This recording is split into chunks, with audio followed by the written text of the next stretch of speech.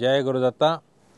సద్గురోరాశ్రయాన్నూనం అహంకారో వినశ్యతి, అహంకార వినాశాద్ధి పరమాత్మ ప్రసీదతి.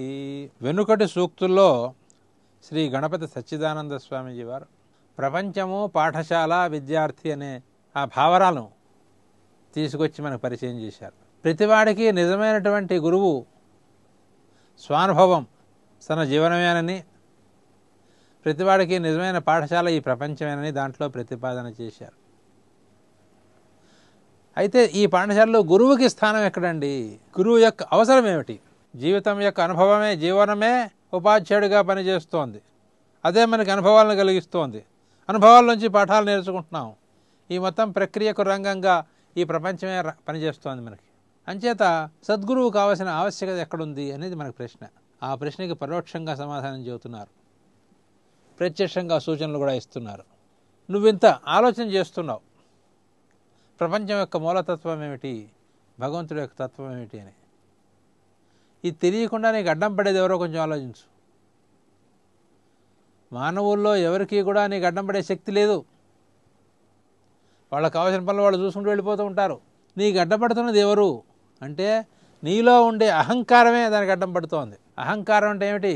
నేను ఒకడిని ఉన్నాను, నేను ఈ రకంగా ఉన్నాను, ఇట్లా పొట్టిగా ఉన్నాను, పొడుగ్గా ఉన్నాను, వ్యాపారిగా ఉన్నాను, ఏదో రకాలైనటువంటి విశేషణాలతో తన్ని తనే గుర్తించుకుంటోంది లోపల ఉండేటువంటి జీవాత్మ.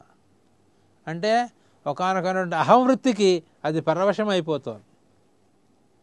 ఎప్పుడైతే నేను పురుషుణ్ణి, నేను పండితుణ్ణి, నేను ఫలానా వాణ్ణి అని ఒక స్పృహ వీడికి వచ్చేసిందో అంతకు మించి పోనీదు ఈ అహంకారం అనేటువంటి చిత్తవృత్తి.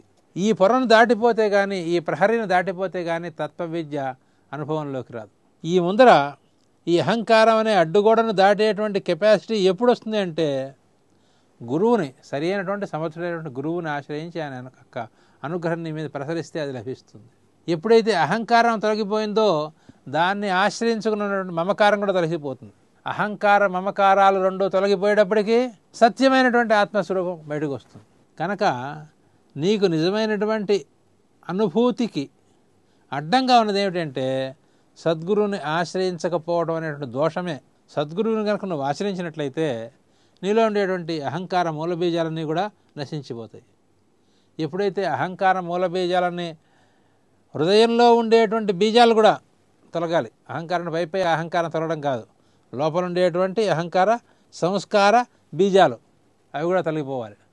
అవి కనుక తొలగిపోయినట్లయితే అప్పుడు పరమాత్మ యొక్క అనుగ్రహం పరిపూర్ణంగా ప్రసరించేస్తుంది, ఇంకేం అడ్డం లేదు.